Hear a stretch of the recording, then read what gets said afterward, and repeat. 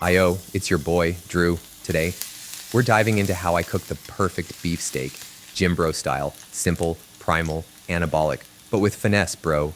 This ain't no microwave meal.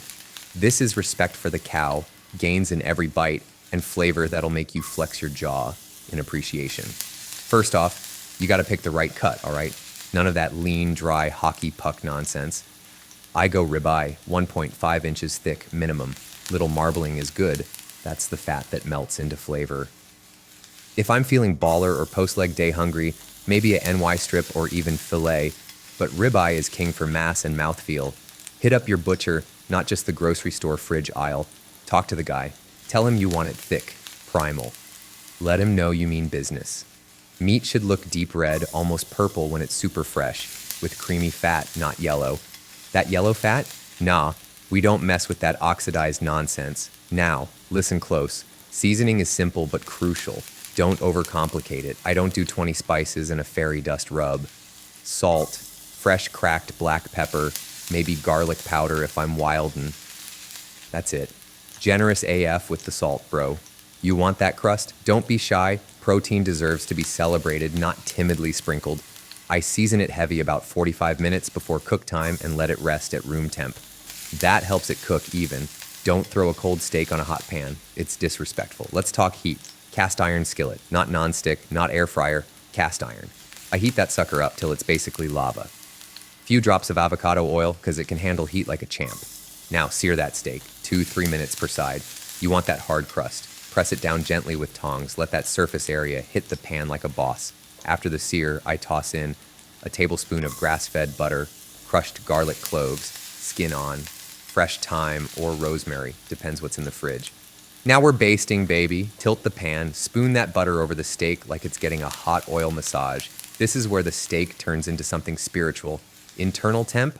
I go medium rare, so I pull at 125 degrees Celsius and let it rest for 10 minutes.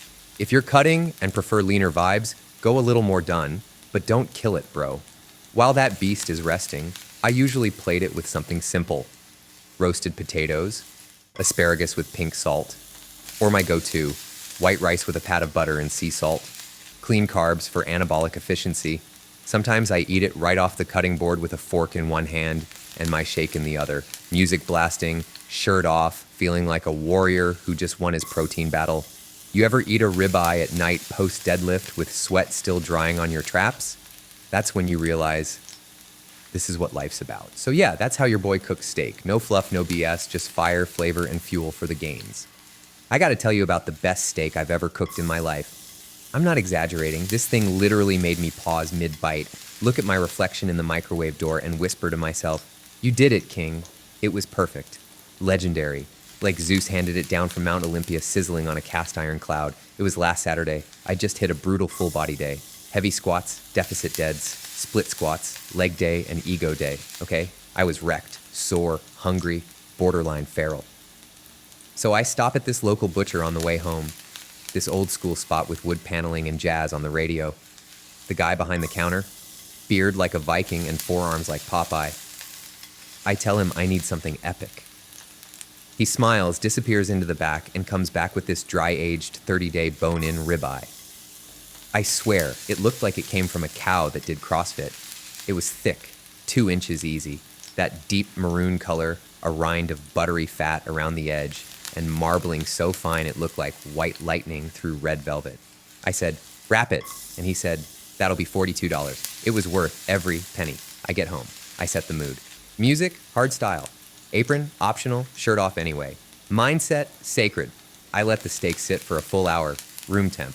While it chilled, I made a rub. Crushed pink salt, fresh ground pepper, light dusting of smoked paprika and garlic powder. Rubbed it down like it was pre-contest massage therapy, bro.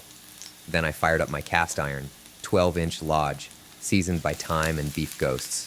Cranked the flame to high, hit it with avocado oil, waited till it shimmered like lava, sear time. 3 minutes on the first side, flipped it, 3 more. Hard crust like steak armor. Then in go the aromatics.